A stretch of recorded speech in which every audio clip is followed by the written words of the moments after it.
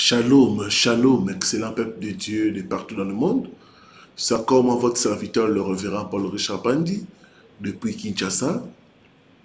Merci de vous abonner à ma page YouTube si vous ne l'avez pas encore fait, d'aimer, de liker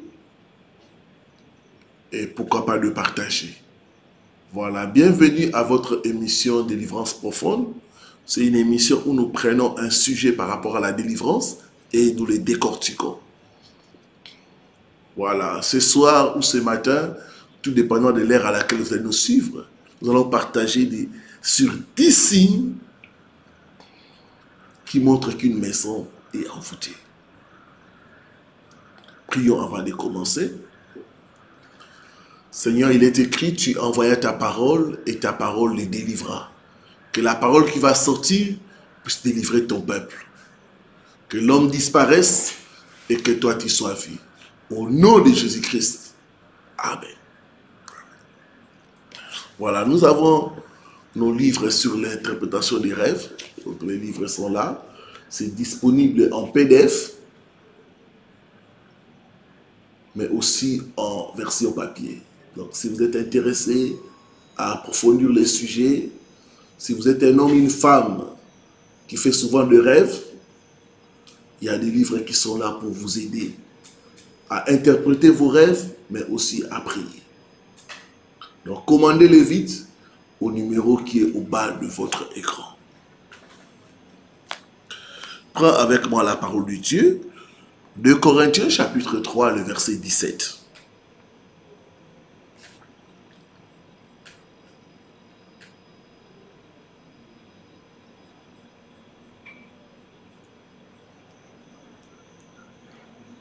Il est écrit ceci.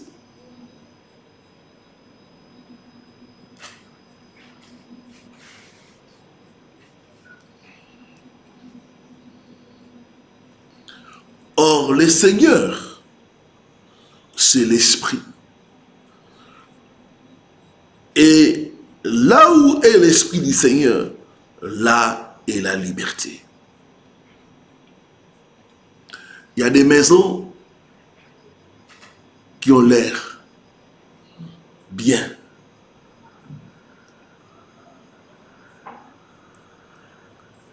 Il y a des belles maisons et c'est difficile de dire que cette maison est hantée ou envoûtée.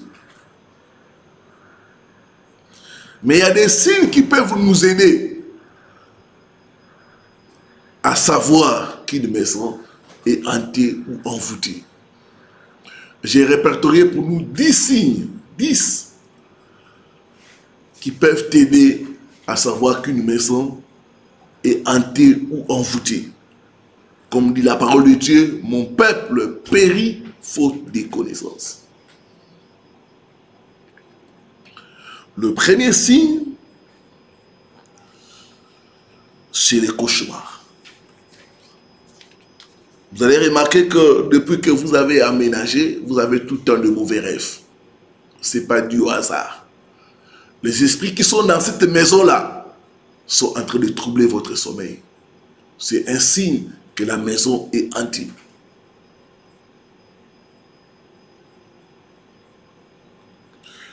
Deuxième signe, c'est le fait d'être touché. Tu sens, pendant que tu dors, des visitations maléfiques, des êtres invisibles venir te toucher à la tête, aux pieds ou au dos. Et d'autres même sursautent. J'ai reçu le cas d'un papa, il dormait et il a vu quelqu'un le taper au niveau des pieds.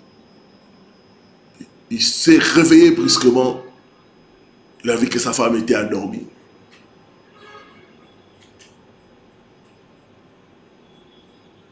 Pris de panique, il a fait 30 minutes en train de se questionner, qu'est-ce qui se passe? Qui m'a touché? Il se rendort encore. Quelques minutes après, quelqu'un vient encore le toucher. Là, le monsieur perd le sommeil et perd la paix. Depuis ce jour-là, il n'arrive pas à dormir. Tout en peur. Être touché par des êtres invisibles à la tête, aux pieds, peut être le signe que cette maison-là est envoûtée. Troisième signe, c'est des bruits étranges, surtout la nuit. Et ça, c'est fréquent. Beaucoup de gens qui habitent des maisons hantées, des maisons envoûtées, entendent des bruits étranges, de voix, des pas. Et quand vous vous réveillez, des fois, ça s'arrête.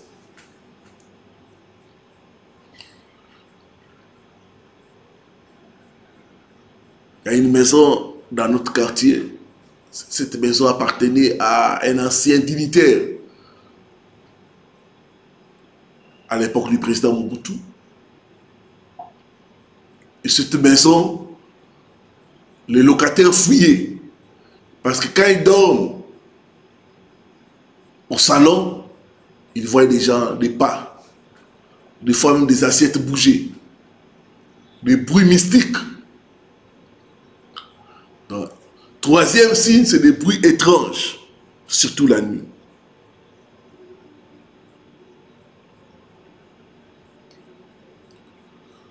Quatre, c'est entendre des pas de quelqu'un en train de marcher.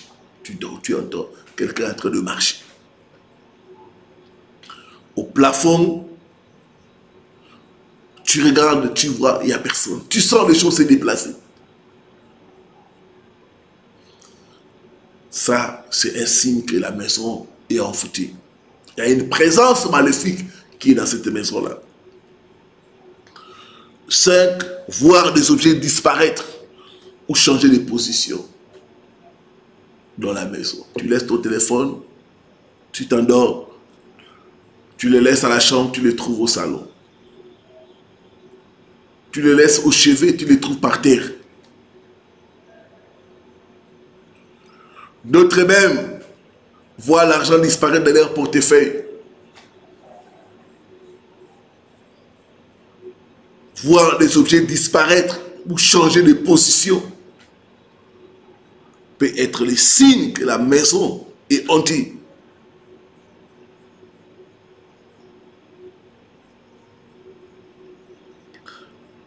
D'autres même voient des choses se casser sans que personne n'ait touché à cela. 6. Sensation de manque de paix intérieure. Tu sens que quand tu es à l'extérieur, tu es bien. Quand tu rentres à la maison, tu sens que tu perds la paix. Chaque fois que tu es dedans, dans cette maison-là, tu perds la paix, tu es agité, tu es anxieux pour rien.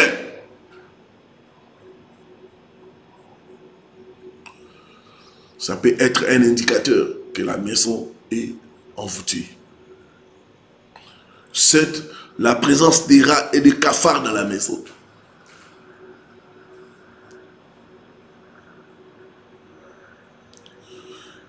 L'envoûtement, des fois, ça se manifeste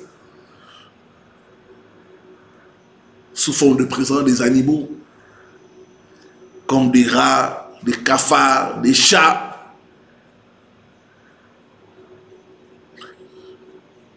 J'ai reçu des cas de quelqu'un qui avait aménagé quelque part. Il y avait des rats et des souris, au point où les rats pouvaient même manger des billets de banque.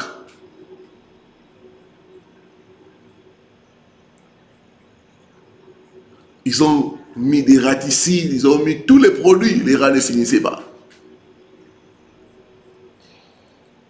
La présence des rats, des cafards interminables, des formes de toiles d'araignée, sont de mauvais signes que la maison est envoûtée.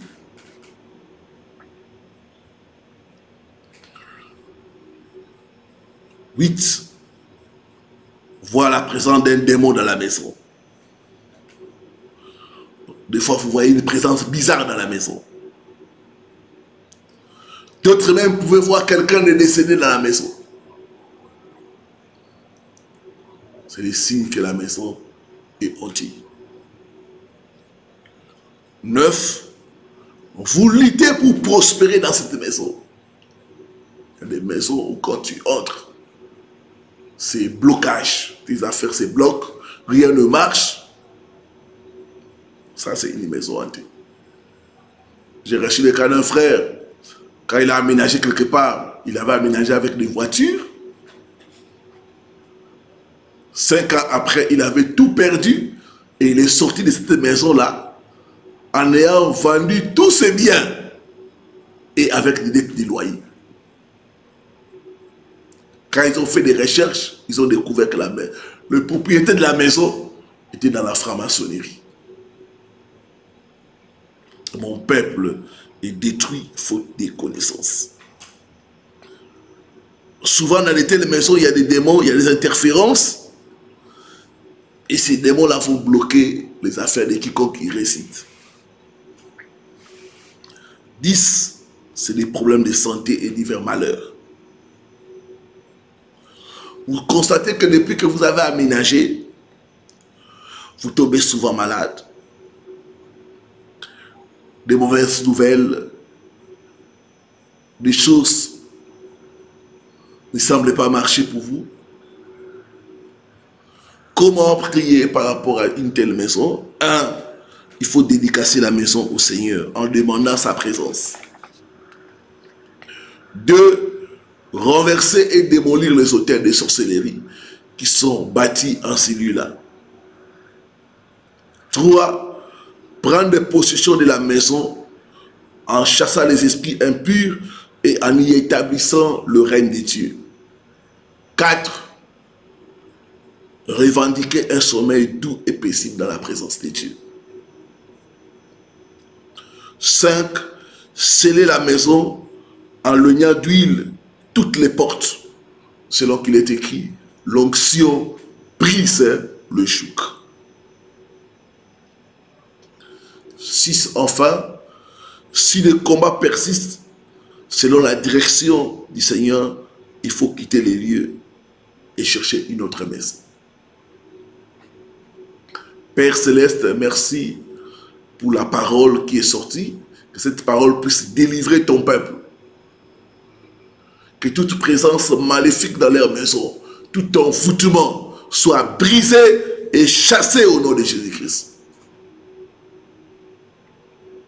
J'invoque ton règne dans leur maison. Que les trônes sataniques, les trônes de la sorcellerie soient renversés et brûlés par le feu dans leur maison au nom de Jésus-Christ Nazareth. Viens régner dans nos maisons. Et que ta présence inonde la maison de mon frère et de ma soeur. Au nom de Jésus-Christ. Amen. Amen. Amen. Voilà, c'était votre serviteur, le révérend Paul Richard Pandi, depuis Kinshasa. N'oubliez pas de liker, de commenter et surtout de partager.